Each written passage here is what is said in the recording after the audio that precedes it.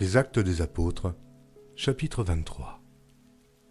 Paul, les regards fixés sur le Sanhédrin, dit « Hommes frères, c'est en toute bonne conscience que je me suis conduit jusqu'à ce jour devant Dieu. » Le souverain sacrificateur Ananias ordonna à ceux qui étaient près de lui de le frapper sur la bouche. Alors Paul lui dit « Dieu te frappera, muraille blanchie.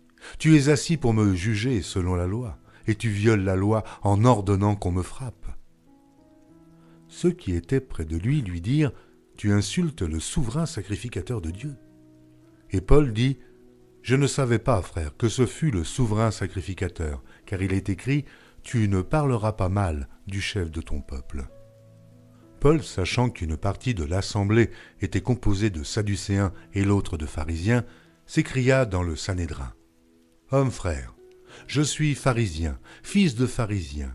C'est à cause de l'espérance et de la résurrection des morts que je suis mis en jugement. » Quand il eut dit cela, il s'éleva une discussion entre les pharisiens et les sadducéens, et l'assemblée se divisa. Car les sadducéens disent qu'il n'y a point de résurrection, et qu'il n'existe ni ange, ni esprit, tandis que les pharisiens affirment les deux choses. Il y eut une grande clameur, et quelques scribes du parti des pharisiens s'étant levés, engagèrent un vif débat et dirent « Nous ne trouvons aucun mal en cet homme. Peut-être un esprit ou un ange lui a-t-il parlé ?»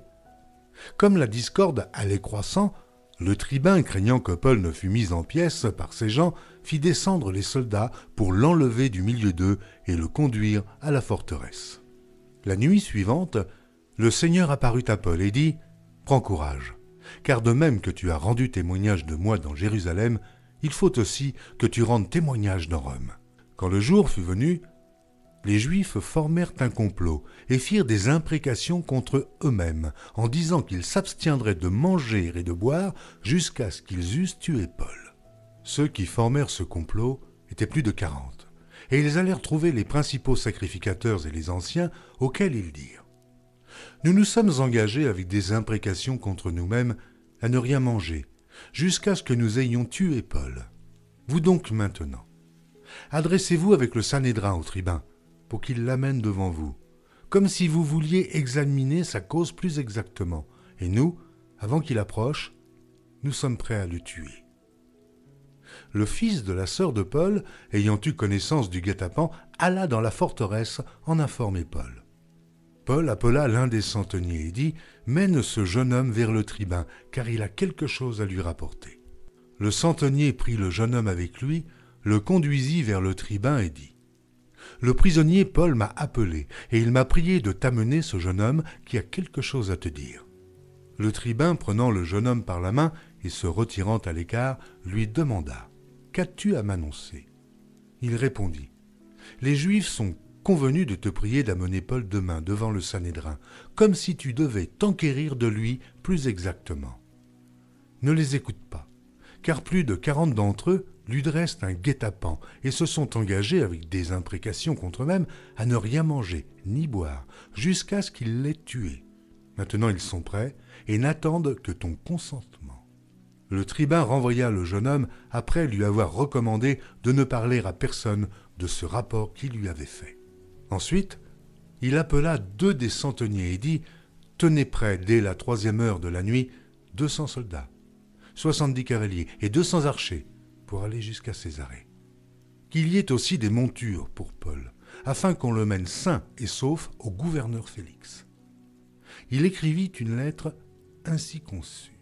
« Claude Lysias au très excellent gouverneur Félix, salut.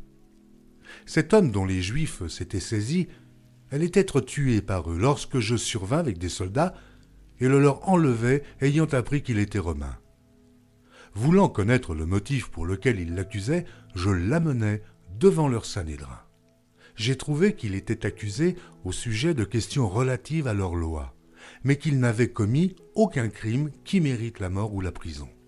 Informé que les Juifs lui dressaient des embûches, je te l'ai aussitôt envoyé, en faisant savoir à ses accusateurs qu'ils eussent à s'adresser eux-mêmes à toi.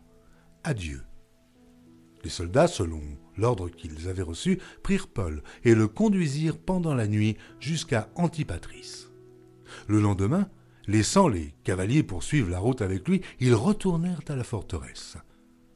Arrivés à Césarée, les cavaliers remirent la lettre au gouverneur et lui présentèrent Paul.